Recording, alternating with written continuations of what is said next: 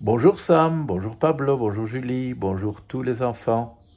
Georges est triste. Georges cherche un ami. Georges, c'est qui? Georges, c'est un petit hérisson dans la forêt.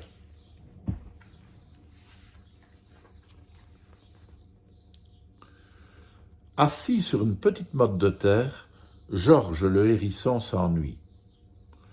Dans cette grande forêt, se dit-il tristement, je n'ai jamais pu trouver un seul ami pour jouer avec moi. Ils ont tous peur de mes épines. Mais je suis gentil, moi. Je ne veux piquer personne.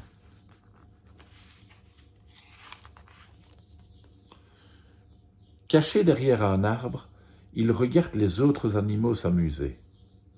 Heureusement que ce nigaud de hérisson n'est pas avec nous, entend-il, car il nous piquerait méchamment avec ses aiguilles. Georges est très malheureux. Mais il se dit que lui, au moins, ses épines, il ne les a pas dans le cœur. Pour retenir ses larmes, il va marcher seul, la tête haute. Et le vent qui souffle lui murmure à l'oreille « Moi, je suis ton ami. Je te caresse le dos, et cela ne me fait pas mal, car je sais que tu peux être très doux. »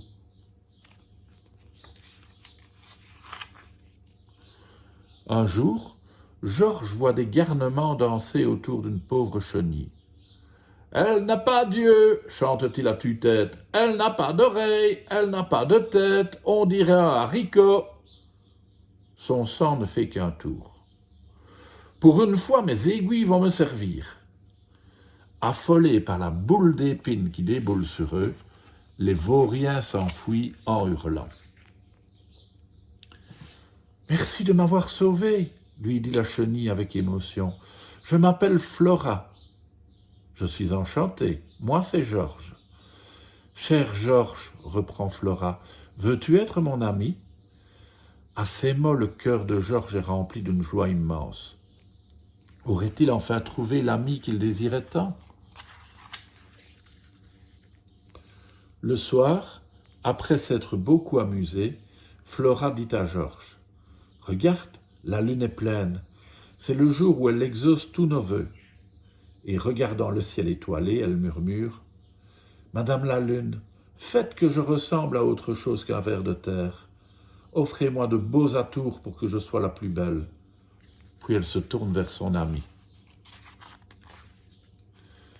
Georges réfléchit, puis dit tout bas « Madame la lune, je désirais une amie, je l'ai trouvée. Je n'ai donc rien à vous demander pour moi-même. Exaucer le vœu de Flora, c'est tout ce que je désire. » Mais Flora s'était déjà endormie. Alors, avec la complicité de la lune, il veilla toute la nuit sur le sommeil de sa protégée. Ce tableau était si touchant qu'une petite plante en versa une larme. Et le lendemain matin, les plantes émues avaient versé tant de larmes que toute la nature était couverte de rosée. « Georges, Georges !» s'écrie la chenille frétillant dans les airs. « Regarde quel joli papillon je suis devenu !»« Tu es ravissante !» s'exclame Georges. « Pose-toi sur moi. »« Ah non !» rétorque Flora. « Mes ailes sont trop belles et trop fragiles. Tes épines vont me les déchirer. » Et elle s'éloigne en voltant de fleur en fleur jusqu'à fondre à l'horizon, laissant le pauvre Georges tout seul.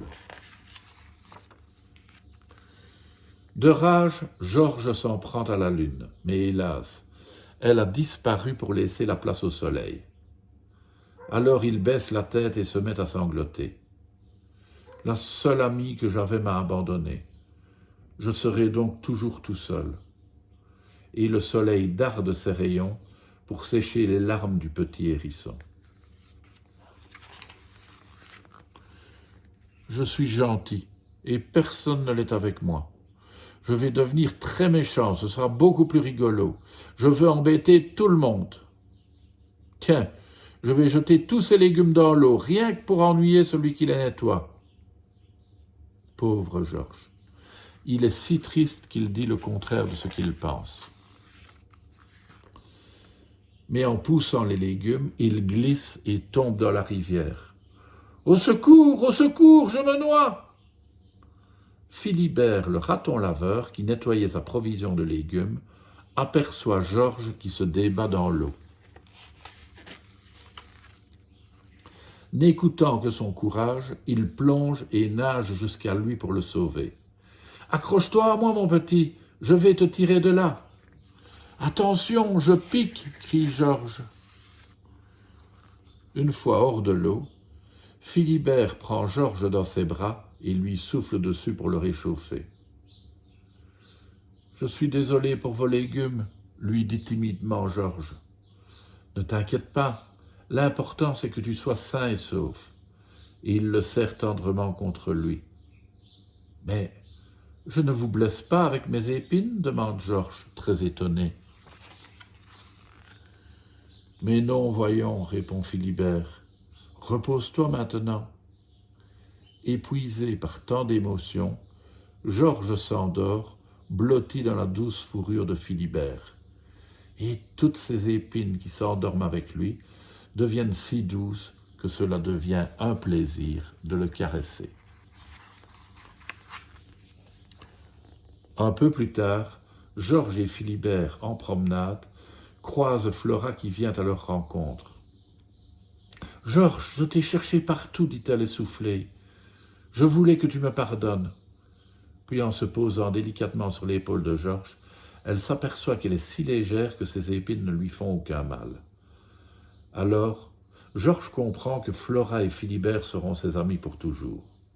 Et dans la douce lumière du soleil couchant, ils partent vivre ensemble des moments merveilleux. C'est chouette d'avoir des amis, n'est-ce pas? À demain les enfants.